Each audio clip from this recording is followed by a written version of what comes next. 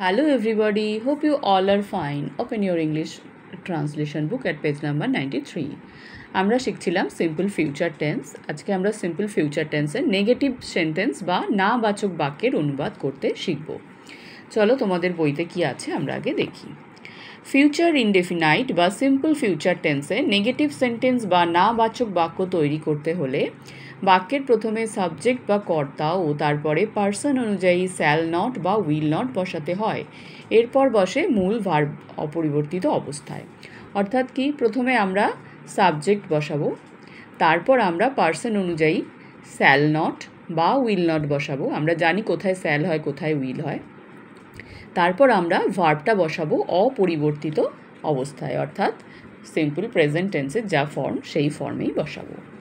উদাহরণ দেখো, আমি যাব না। এখানে কর্তা হচ্ছে আমি, আই। তারপর কি, আই এর পর শ্যাল নট হবে, শ্যাল নট বসিয়েছি।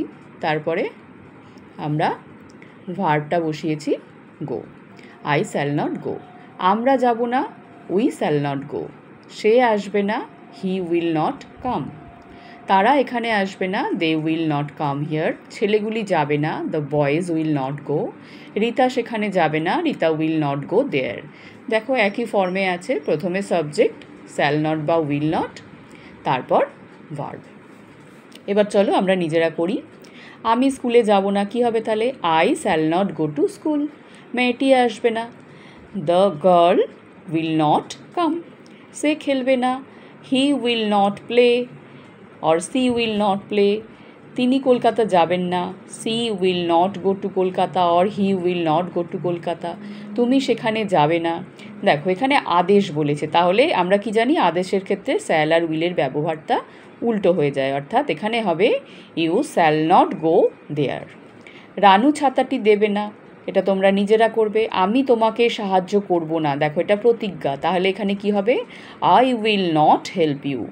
সতীশ আজ আসবে না, এটা তোমরা নিজেরাই করতে পারবে। এরপর দেখো, আমরা আজ স্কুলে যাব না, ছেলেগুলি মাঠে যাবে না, আজ সূর্য উঠবে না, এগুলো সবই তোমরা নিজেরা করতে পারবে। শিক্ষক মহাশয় আজ আসবেন না, the teacher will not come today. Sachin আজ খেলবে না, মেয়েটি আমাকে বইটি দেবে না, সে ভাত খাবে না, মেয়েটি গান গাইবে না, রাম মাছ খাবে না, এগুলো সবই তোমরা নিজেরা করতে পারবে। সৌরভ সাঁতার কাটবে না, সৌরভ উইল নট সুইম। তারা আজ আসবে না, they will not come today.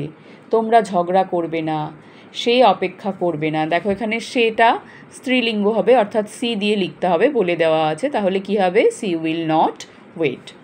Abhijit Delhi যাবে না, তিনি চিঠি লিখবেন না, মেয়েটি ছবি আঁকবে না, ছেলেগুলি এখন খেলবে না। এগুলো প্রত্যেকটাই তোমরা সহজেই নিজেরা করতে পারবে। যদি কোনোটা করতে সমস্যা হয়, বুঝতে সমস্যা হয়, ক্লাসে জেনে নেবে, আর সুন্দর করে পেন্সিল দিয়ে তোমাদের বইতে কাজগুলো করে ফেলবে।